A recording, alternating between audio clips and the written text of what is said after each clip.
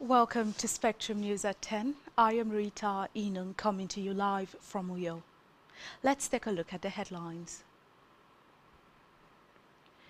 President Bola Ahmed Tinubu declares nationwide security emergency, orders 20,000 new police recruits. Akwa Ibom State Commissioner of Police Baba Azare convenes stakeholders for security meeting following recent upsurge in insecurity.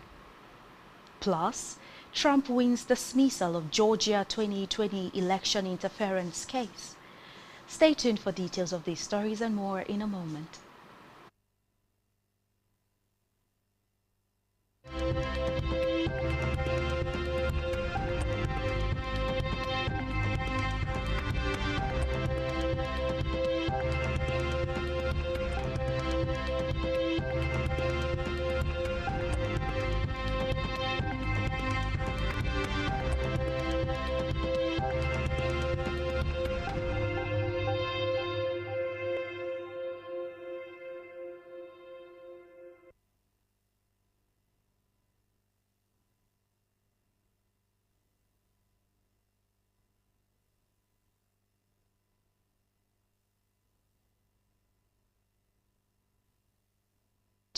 First in the news this morning is that President Bola Ahmed Tinubu has declared a nationwide security emergency, ordering the Nigerian police and armed forces to recruit additional personnel to tackle rising insecurity across the country.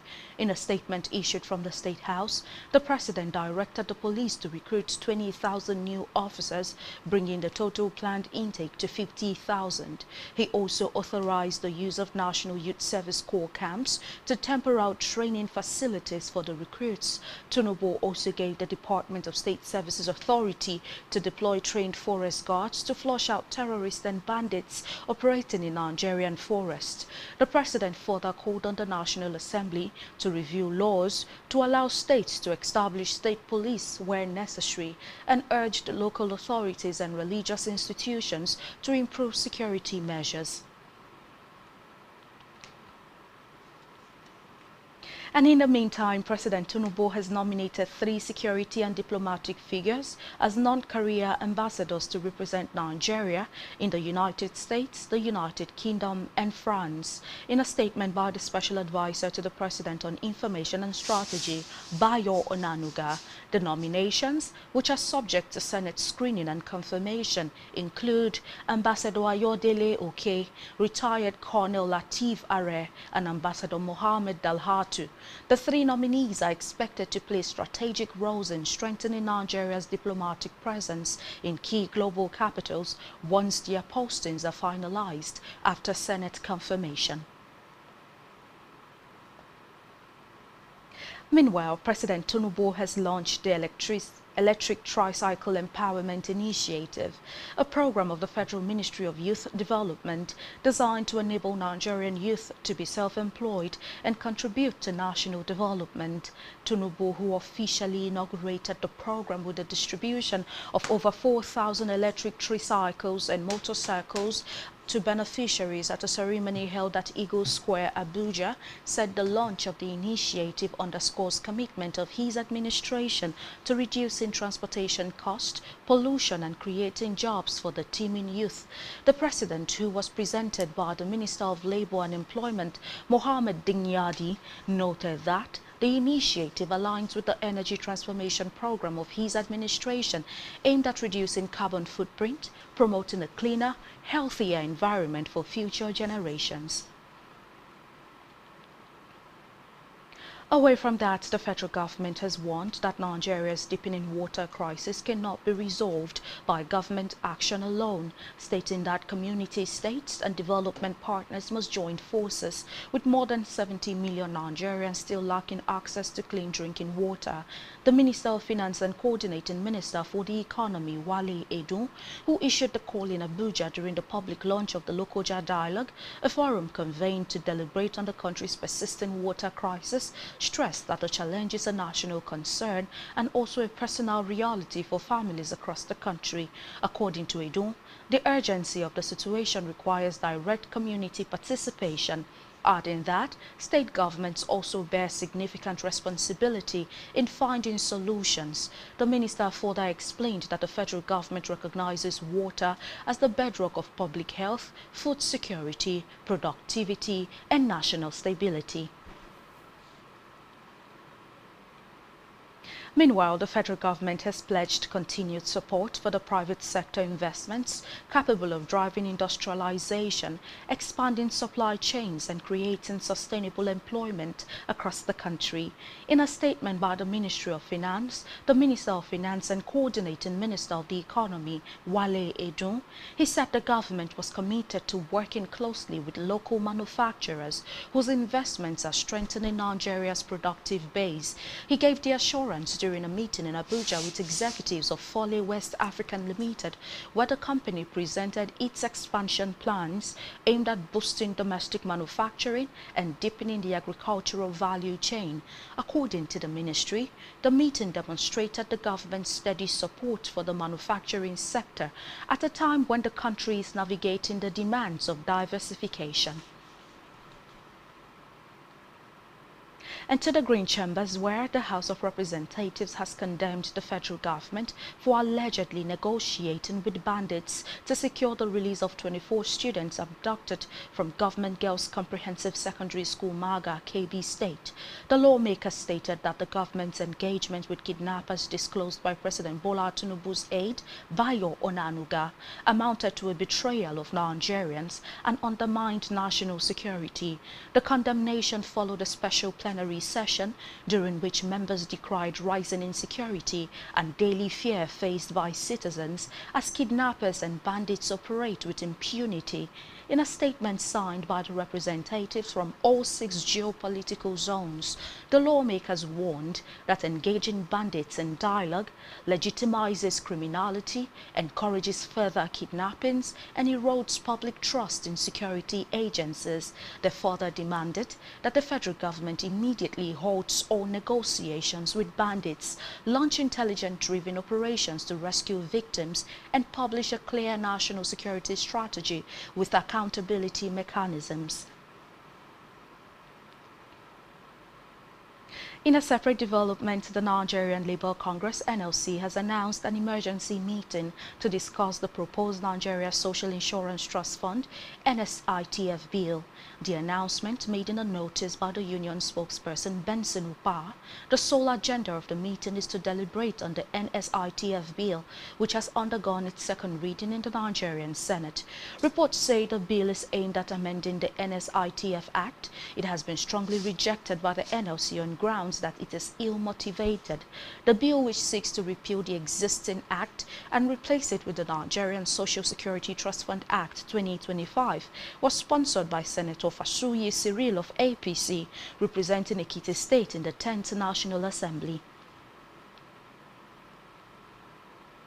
And back here, the Commissioner of Police, Akwa Ibom State Command, Mohammed Baba Azare, has convened a stakeholder security meeting in the state following the recent upsurge in security in some parts of the country. He also debunked online reports that insurgents and Boko Haram terrorists have infiltrated Akwa Ibom, maintaining that such false reports would end in instilling fear in the people. Azare said the meeting, which had in attendance representatives of traditional rulers, religious leaders, market and transport unions, student unions, hoteliers, Nigerian Labour Congress, community representatives and members of the press, was aimed at reviewing the security situation in the state and strengthening collaborative efforts in maintaining peace and stability across all communities. He also expressed concern over the recent spread of fake news and unverified security alerts on social media, which have the potentials to cause panic and undermine public confidence, emphasizing the need for communities to take ownership of security by exposing criminal elements, including those involved in armed robbery, courtism, vandalism, drug peddling, and other unlawful activities. The effectiveness of our operations aim at reviewing the security situation in Akwa Ibom State and strengthening our collective efforts in maintaining peace, safety, and public confidence across all communities. Akwa Ibom State is widely acknowledged as one of the most peaceful states in the country. This reputation is not accidental. It is the result of deliberate collaboration between the police, our sister security agencies, and the good people of the state. Your support, vigilance, and cooperation have continued to enhance the effectiveness of our operations. Today's meeting is necessitated by two key concerns: the need to sustain and deepen the current peaceful environment within the state, and the recent circulation of fake security messages, rumors, and misinformation capable of causing panic, tension, and unnecessary anxiety among our people.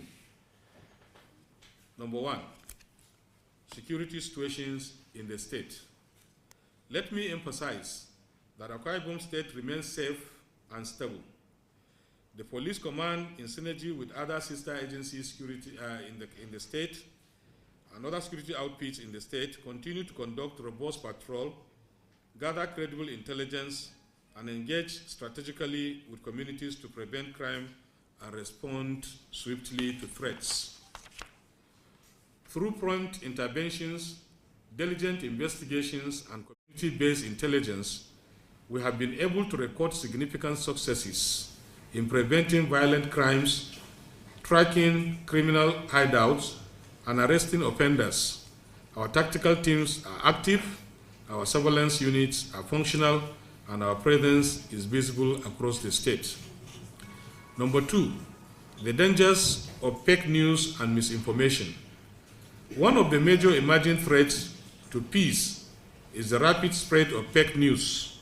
Recently, we witnessed the circulation of a fake message claiming the movement of terrorists into part of south and north central regions of the country.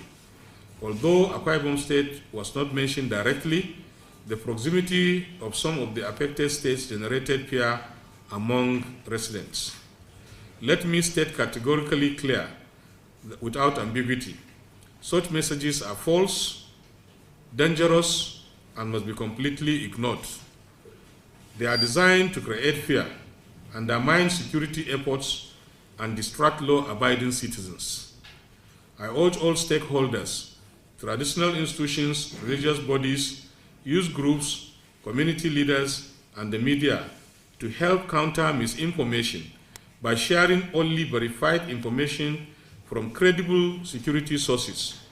Together, we must protect our communities from panic, rumors, and disruptive narratives. Yes, separate responses. Some stakeholders appreciated the CP and the command as a whole for their relentless efforts in ensuring peace and safety in the state.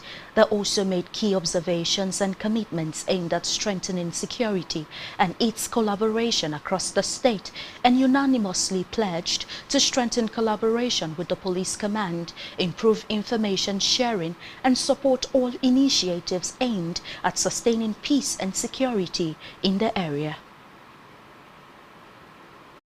Of the state. The security or the peaceful nature of Akwa Ibom State is something that people outside the state talk about most times. Even while I was driving down here, some students called me from, I think, Bauchi and some other states to ask me for means in which they can, move themselves from that state down here, because some of their schools have been closed down in other states. But from the list that I saw online, I never saw any institution in Akwa Ibom State closed down.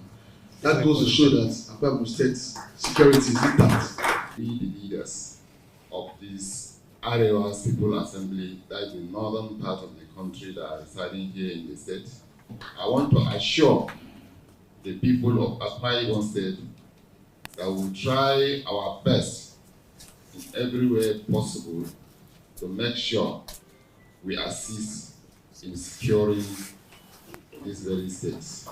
We are assuring you of that. We have no any other home than Akwa Ibom State here. For me, security is everybody's business, and therefore we have to go around observe things.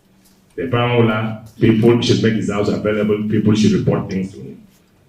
Our county chairman will announce in the blocks, let people be more open to him so that he can be open to the CP.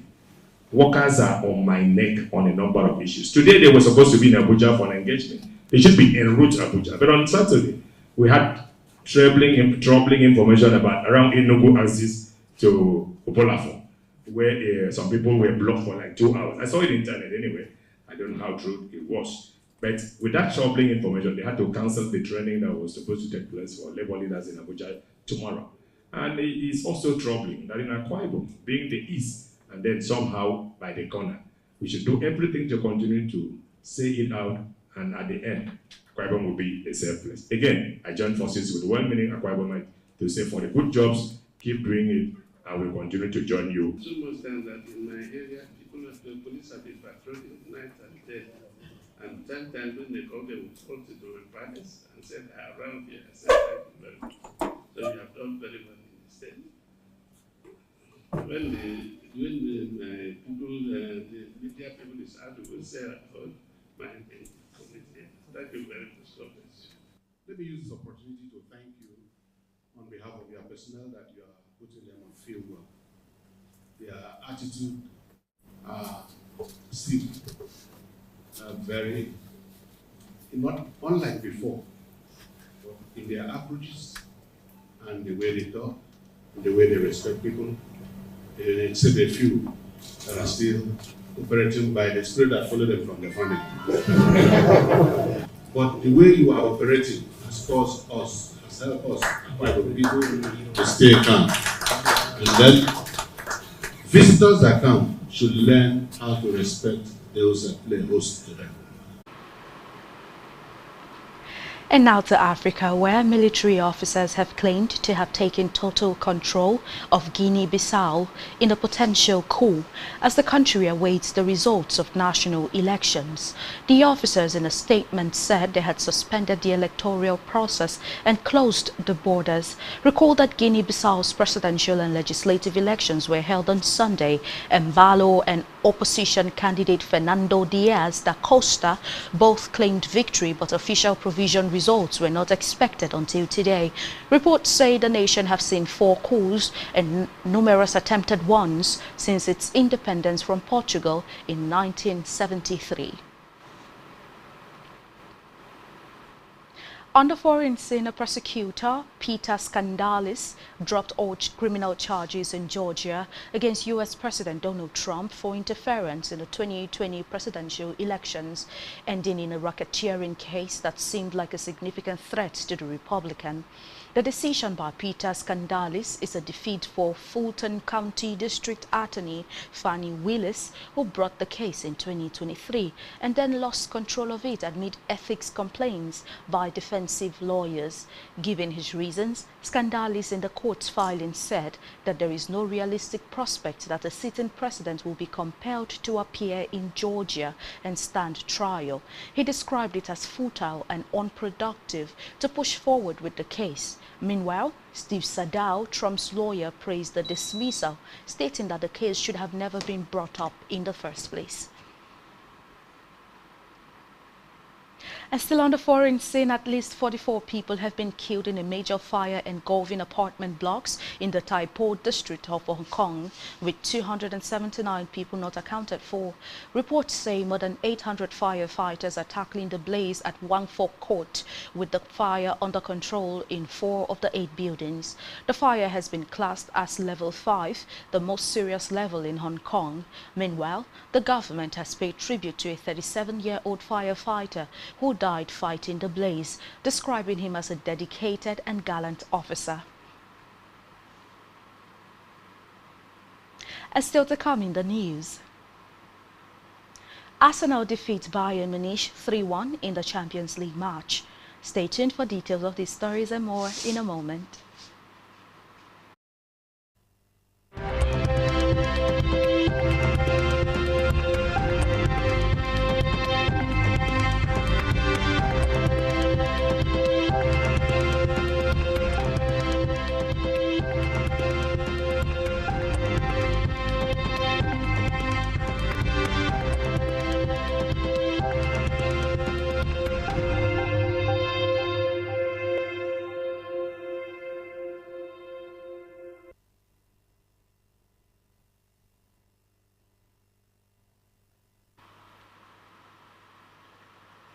Many thanks for staying tuned and welcome back to Spectrum News within the hour. Continuing from the business scene, the Manufacturers Association of Nigeria, MAN, has urged the Central Bank of Nigeria, CBN, to further reduce interest rates to ease the rising cost of borrowing, which continues to stifle production and erode competitiveness in the manufacturing sector. In its reaction to the outcome of the Monetary Policy Committee meeting, MAN stated it acknowledged the MPC's decision to retain monetary policy rate at 27%, but stressed that the current lending environment remains punitive for manufacturers. Recall that following the MPC 303rd meeting on November 25th, it maintained the benchmark and its rate at 27%, adjusting the standing facilities and its corridor to 50 minus 450 basis points, retained the cash reserve ratio at 45% for commercial banks and 16% for merchant banks, and kept the liquidity ratio at 30%.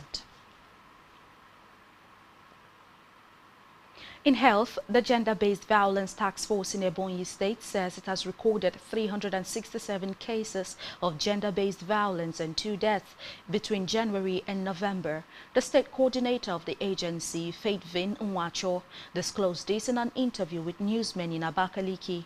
Nwacho listed that the reported GBV cases as follows: physical assault 68, sexual assault 17, economic abuse 94, emotional abuse 77, inheritance rights 18, child abuse 69, and threat to life 24, with 2 deaths recorded.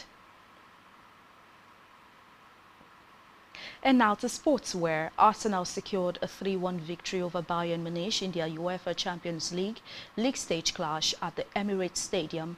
The Gunners struck first through Jurrien Timber, who headed home from a Bukayo Saka corner in the 22nd minute.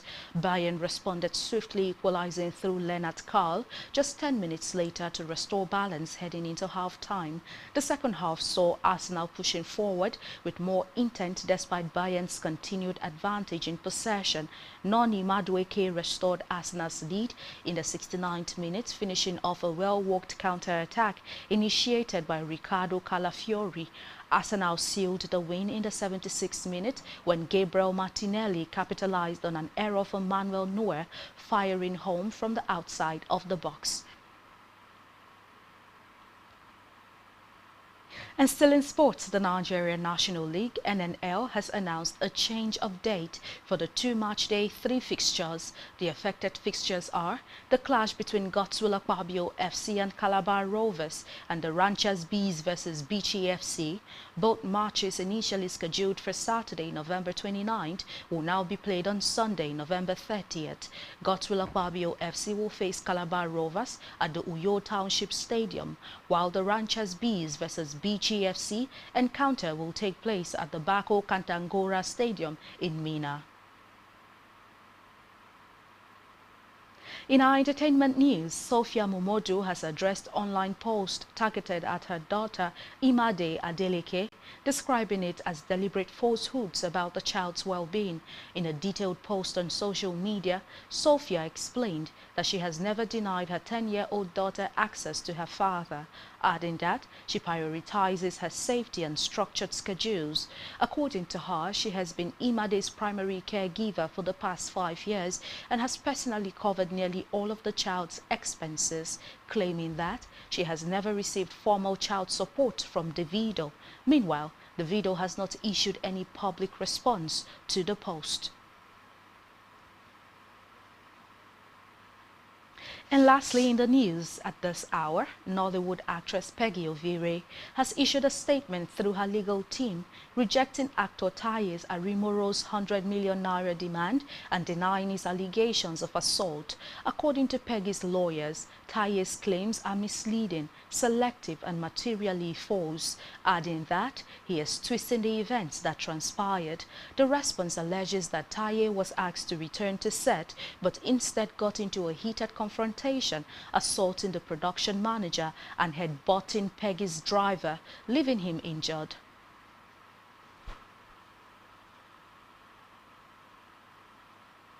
And that's all we have for you on the news at this time. Do ensure to follow us on social media and YouTube, or you can find on our Spectrum TV Live.ng's website. You have been watching Spectrum News at 10. I am Rita Inung. Enjoy the rest of your day.